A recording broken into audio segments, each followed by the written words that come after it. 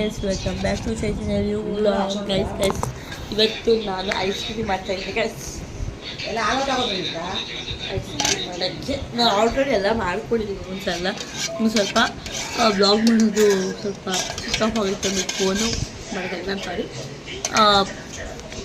ಏನು ಹಾಕ್ಕೊಂಡಿದ್ದೀನಿ ಅಂದರೆ ಇದು ಐಸ್ ಕ್ರೀಮ್ ಮಾಡ್ತಾಯಿದ್ದು ಚಾಕ್ಲೇಟ್ ಐಸ್ ಕ್ರೀಮ್, ನಿಮ್ಮ favourite chocolate ice cream. Ingredients ಏನಪ್ಪ ಅಂತಂದರೆ ಇದು ಹೇಳುತ್ತೆ, ಕಲ್ಕೊಂಬೆ. ಹಾಯ್ ಮಾಡು, ಹಾಯ್ ಮಾಡ್ತೀನಿ.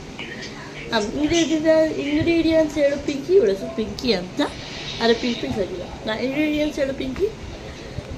Welcome to Chaitanya YouTube channel. Welcome correct ಹೇಳ್ತೀನಿ.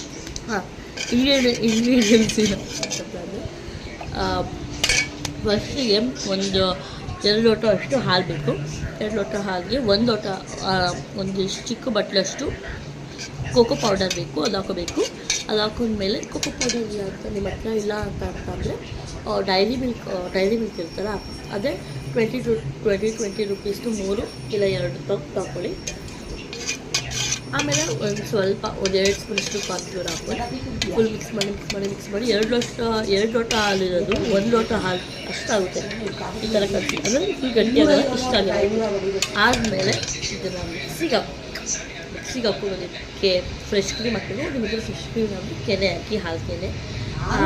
ಆಮೇಲೆ ಅದಾದಮೇಲೆ ಸಕ್ಕರೆ ಒಂದು 4 ಸ್ಪೂನ್ ಹಾಕ್ಬಿಟ್ಟು ಗ್ರೈಂಡ್ ಮಾಡಿ ಆರಬೇಕಿಲ್ಲ, ಚೆನ್ನಾಗಿ ಆರಿದೆ.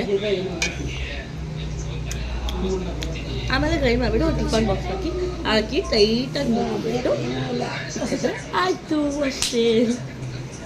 ಮತ್ತೆ ಮಾಡೋದು ಬನ್ನಿ. ಓಕೆ ಗಾಯ್ಸ್, ಮಾಡ್ಕೊಂಡಿದ್ದೆ ಮಿಕ್ಸಿಯಲ್ಲಿ ಬೇಡ ಬನ್ನಿ. ಆಮೇಲೆ ಹೋಗಿ ಹಸ್ಬೇಡ ಇರು ತಗೊಳ. ಫ್ರೆಶ್ ಕ್ರೀಮ್ ಬರೋದು ನೀವು ಕೆನೆ ಅಂತ ಕೊಟ್ಟಿದ್ದೀನಿ ನೋಡಿ.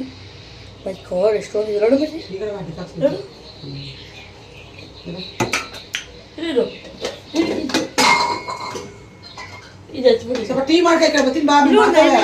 ಬೇಗ ಆಗುತ್ತೆ.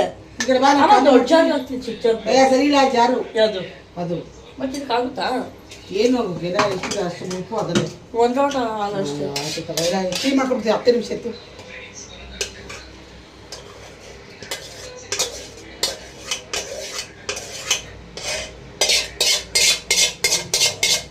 ಇದೆಲ್ಲ ಬೆಳೆದ ನೀಟಾಗಿ ಹಾಕೊಳ್ಳಿ. ಯಾರೆಲ್ಲ ಅರ್ಧ ಲೀಟ್ರ್ ಹೋಗಿದ್ಯಾ? ಅರ್ಧ ಲೀಟ್ರ್ ಹಾಲು ಕಾಯಿಸಿಕ್ಕಿದ್ದೀವಿ.